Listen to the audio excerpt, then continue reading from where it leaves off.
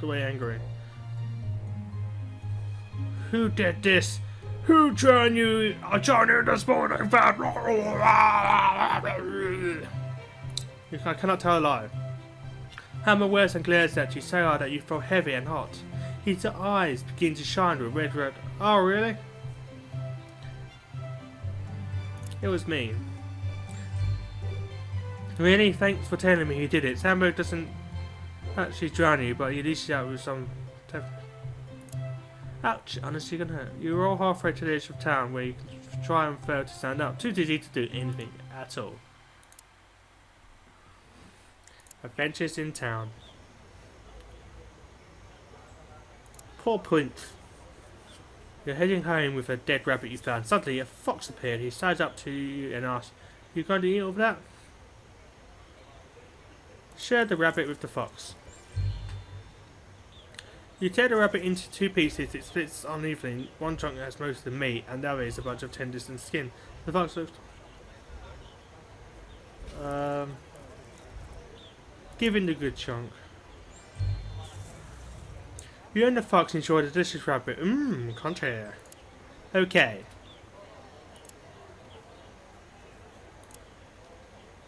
A small crowd gathers in the square. Prudence and Grimmerton in some kind of argument.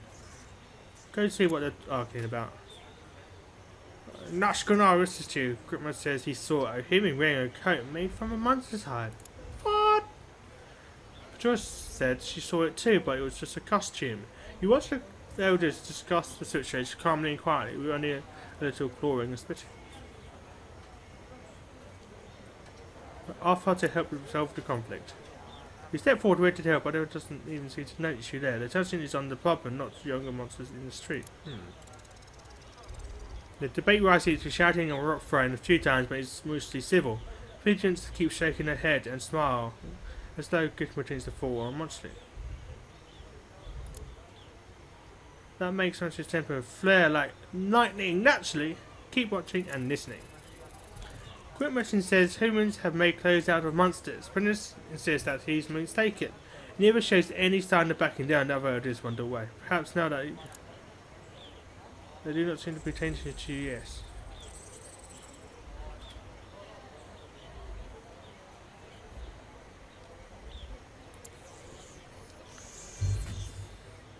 Prentice nods to you and says, "See, I'm always right. Humans wear clothes all the time. This fool just thinks some animal's hide is from one of us. Some slimy animal pat. Like a big fluffy smell." How's my bravery actually? Velocity's not that good either, so I need to be ferocious. So I'm gonna pick the fight one. You hear screaming, shrieks and cheers, and you come running. The oldest monster is fighting a challenger. Even the older monsters flee to a safe distance. They know this could turn out badly. Watch closely and learn.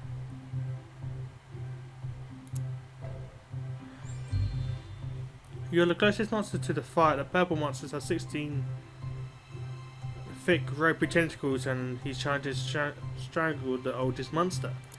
That's close. The oldest monster ignores a grip that could and does shatter a hovel. Get closer! He moves just a little closer, ignoring the shouts from behind you. The oldest monster sprays the purple guy by his tentacles, and you're in the path of the great brook.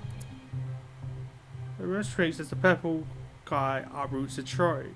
The 2 great creatures grow off again. Great hammer screams, "Get out of there, you fool!" Alia grabs and hides her face. Oops. Marine puffs herself up and rolls between the fighters like a great spiny boulder trying to grab you and pull you out there. The oldest small, twitchy belly and Marina is knocked away like a ball, deflating and bleeding. Run away! You get 2 steps before the purple chandler snaps you up in his jaws. Just before you can chew, the oldest monster with his head off. Clean up! And hurls it away. Stand tall! Oh.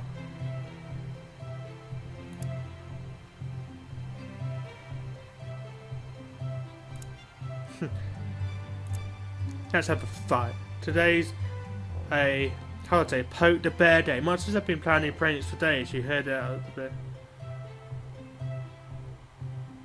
Let's do this, Shaz. You join a crowd of monsters shuffling, walking, skipping and scuttling through the woods. Soon you have reached the caves. The bears are already outside waiting and watching.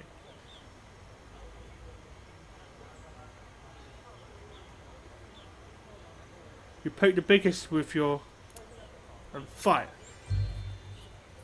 This is a mass of fur and fangs. When you're done, the bear has fled before you finish in poking. And you I defeated the bear by poking. What a champ. Before you finish in poking, you got an appreciate backstabs from everyone. Jessica says you weren't cool enough though.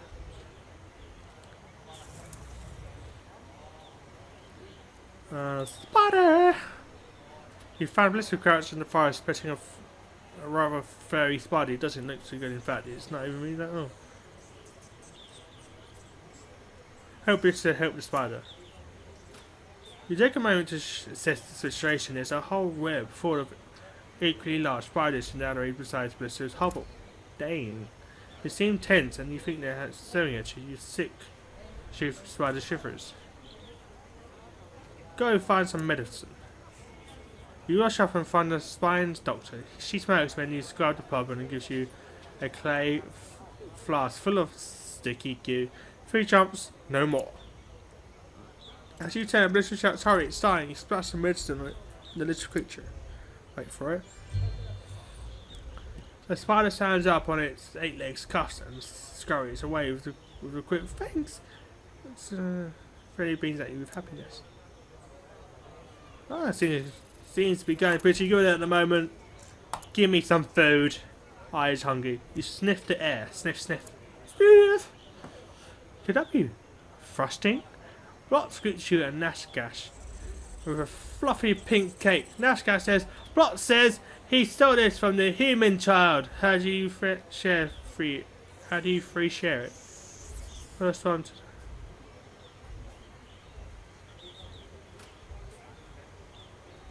Just shows.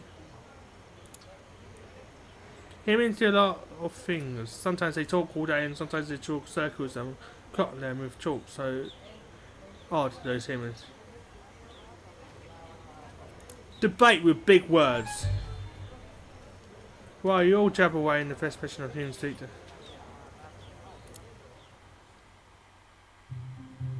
How's a pick up? The guy picks up.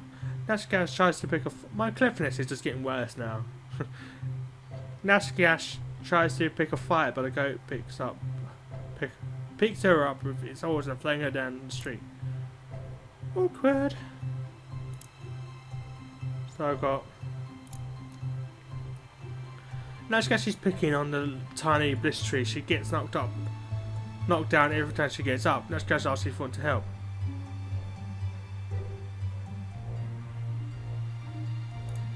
Ask her why she's doing that. This tree. Yes, Nash shrugs. I feel like it. I'm excited. Interesting. Nash Gnash is picking on the tiny bliss tree. Gives it.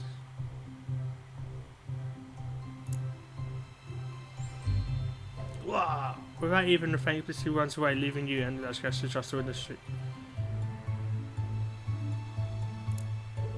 Do some more fighting. Nash Gnash is savage, but she's tired herself out and you full of energy. You beat Nash to the pulp. Impressive. Take a charm. Adolescence is fleeting. You have grown beyond your youth and become an adult. Yes. You've been dragged from your bed by your friends and neighbours.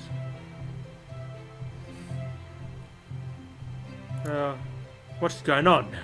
They tell you it's time to grow up. You're taken into the woods. The neighbours throw you into the centre of a giant circle, a great circle of monsters, all older than you. They whisper to each other and look at you and they whisper some more. The monsters murmur and mutter, spit and snarl. They're all deciding what best defines you as a monster. Wait patiently. After a while, the muttering stops, so the murmuring goes on for some time longer. Finally, the assembled monsters come to a session. Well, what is it? The ring of monsters snugles closer to you, forming a tight circle. Odor looms over you while the smaller adults crouch low. Your surrounding grows slowly.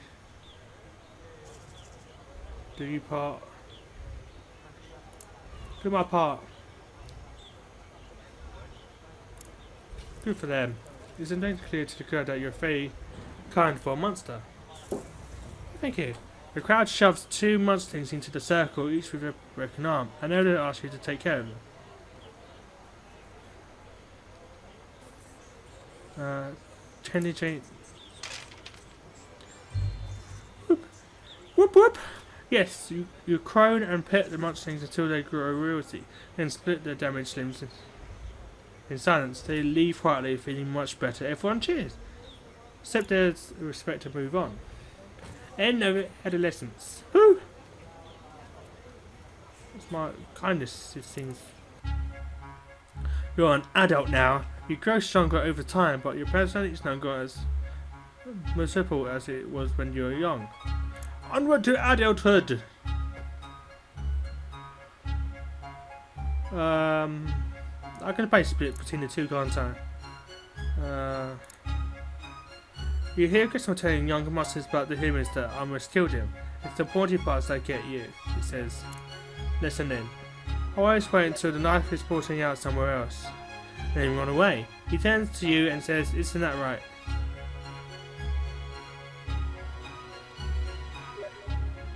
I'm getting messaged. Why are you messaging me? You can't expand on Gutter's tale, sharing what you have learned about the frightening blades of humans. The young monsters promise that they will treat such things with respect, even if nobody's holding one. Oh yeah. Okay, adventure time. The sword. You find a red hood and a basket in the middle of the first path. A human house is nearby. Funny, you never noticed it before. It's a white picket fence out front. Circle the pretty little house. There's a great deal of blood in the yard, along with a half-dead wolf coughing weakly. Ask the wolf what happened. The woodcutter's friend. You can't trust them. Beware their axes, even worse than knives. The wolf finishes dying. Bow your head in respect. You're not sure if you're expecting the human capacity for killing or the wolf's perfectly timed last words, but before you can come to a decision, you're growing bored. Take and eat the wolf carcass. There's no point wasting food, so why the hell not? You heard a strangely heavy carcass back home, and an elder points out a sewn up gash. Said it was good work. Take credit for the woodcutter's search. The elder at its breast, she opened the gash and finds stage inside the wolf. How odd. Okay, bit of politics, shall we? This tree comes to you, flapping her winglets and clenching her claws. Mopsy Moore is looking for me. I overlooked. I'm Mr. Hairy Hair Hunt. Okay. Mr. Johnny leaps to the top of the gauge can, spreads her winglets and glares away. Weird. Just then, Mopsy Moore rolls into Potent Square, pin and mat grasping her thin claws. Did you see us come through here? I want to make sure everyone knows the truth. To her, mystery overslept. Robbie Larson prints the story you created is someday I'll just start calling mystery. At least no one will miss the next area here, right?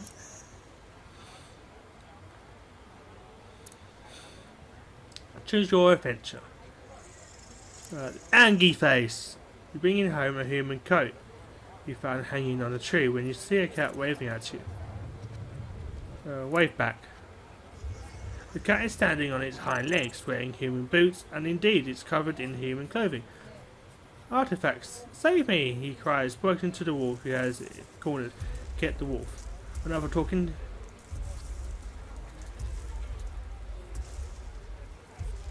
Talk some sense into everybody. Who knew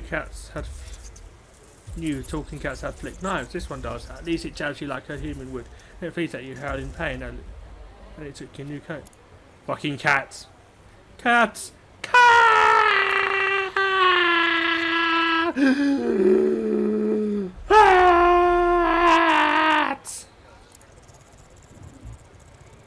Fucking cats.